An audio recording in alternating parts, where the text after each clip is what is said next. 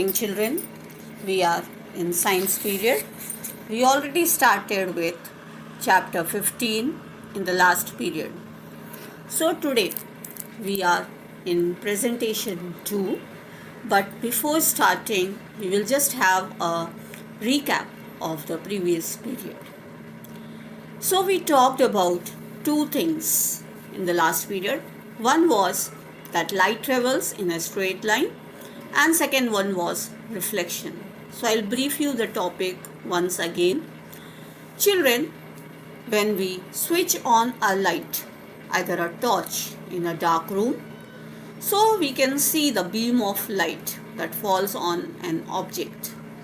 This beam of light is always straight and is never curved or zigzag.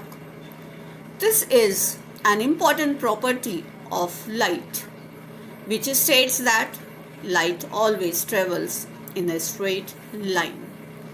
It is also known as rectilinear propagation of light. It is because of this property that the shadows are formed when the light faces any obstruction. For this, children, you have already studied an activity in standard 6th where we took a candle and we tried to see the candle through a bent pipe and through a straight pipe. So we found that we were able to see the candle through a straight pipe, but we were not able to see the candle with a bent pipe, proving that light travels in a straight line. Now children, will talk about the reflection. So reflection I will be just explaining you with the help of our day-to-day example. Children, we all play cricket. So when a bowler is bowling to a batsman, the batsman hits the ball and this ball changes its direction. Similarly, when the light falls on an object, it changes its direction and bounces back. This bouncing back of the light is known as reflection of light. So I hope, children, now it's clear to you what is reflection of light. So we'll start up with the activities that are given in our test book, that is 15.1. Children, when we are starting with the activity, for this activity we have to take a torch and we have to cover its glass with a chart paper which has got 3 slits. Here you can see. Okay, now we'll spread a sheet of chart paper on a smooth wooden board. We'll fix a plain mirror strip vertically on the chart paper. Now direct a beam of light on the mirror from the torch with the slit. Place the torch in such a way that its light is seen along the chart paper on the board. Now we will adjust its position. So when we adjust the position of the light from the torch, it strikes the plane mirror and forms an angle. Here I will just show you when it is forming. This is your plane mirror, okay, and here this is our normal. When we pass a light from here, it gets reflected this side. Okay, so here this is how it is moving. This is your normal.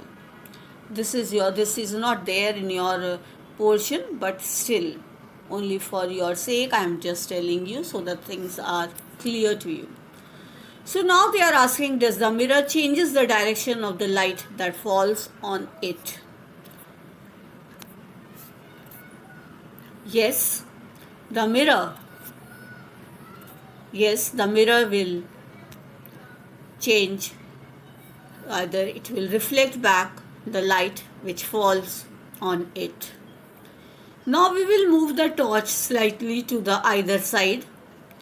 Do you find any change in the direction of the reflected mirror? Either the reflected light? Yes. The direction of the reflected light changes in such a way that the angle between the mirror and the light falling on it is equal to the angle between the mirror and the reflected light.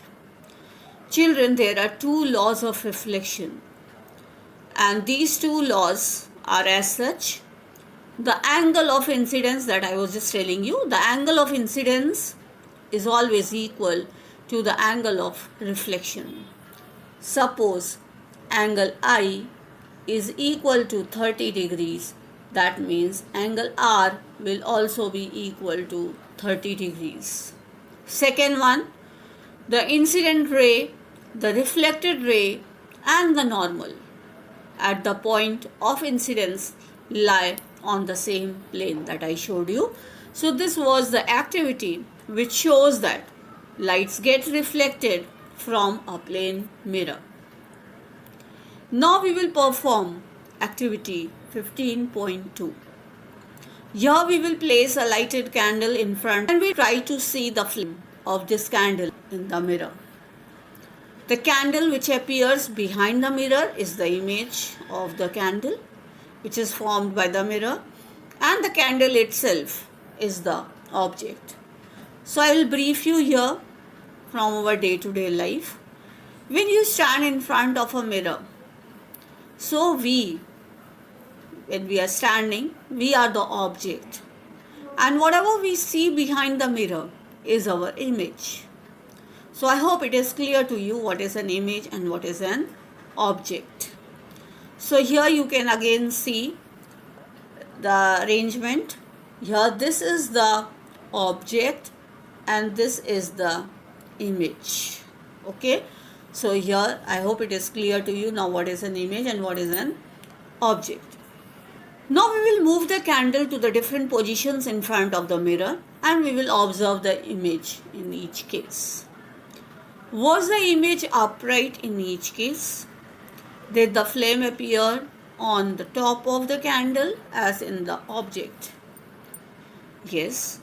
An image formed by a plane mirror is erect and of the same size as the object. So this you can again see in the experiment that is set up over here. Here you can see the image and the object. These both are of the same size. And the flame is also erect.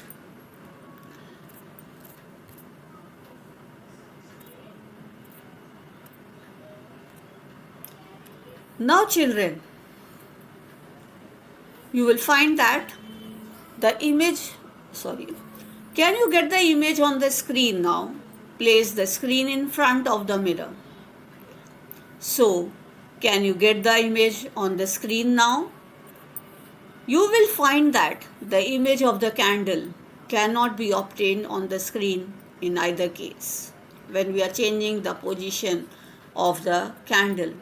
Okay, at that time we will not get. That means in first place what we have done, we have placed a vertical screen behind the mirror and then we are obtaining the image of the candle on the screen. So we are not getting it. So this was the answer for it, that you will find that the image of the candle is not obtained on the screen. So here we came to know that in a plane mirror, the image is formed behind the mirror. It is erect, of the same size, same distance from the mirror as the object is in front of it. This I will clear to you once more by saying that the image that is formed on a plane mirror shows the following characteristics. First one, the image formed on a plane mirror is upright or erect. Second, it is always virtual. Third, it is of the same size as the object.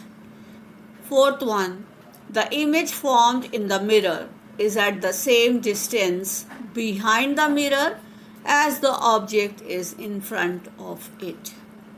I hope you have understood the characteristics of the image that is formed on a plane mirror. So for you the question is, what is the nature of the image that is formed on the mirror? Hope so it is clear to you, and thank you and bye.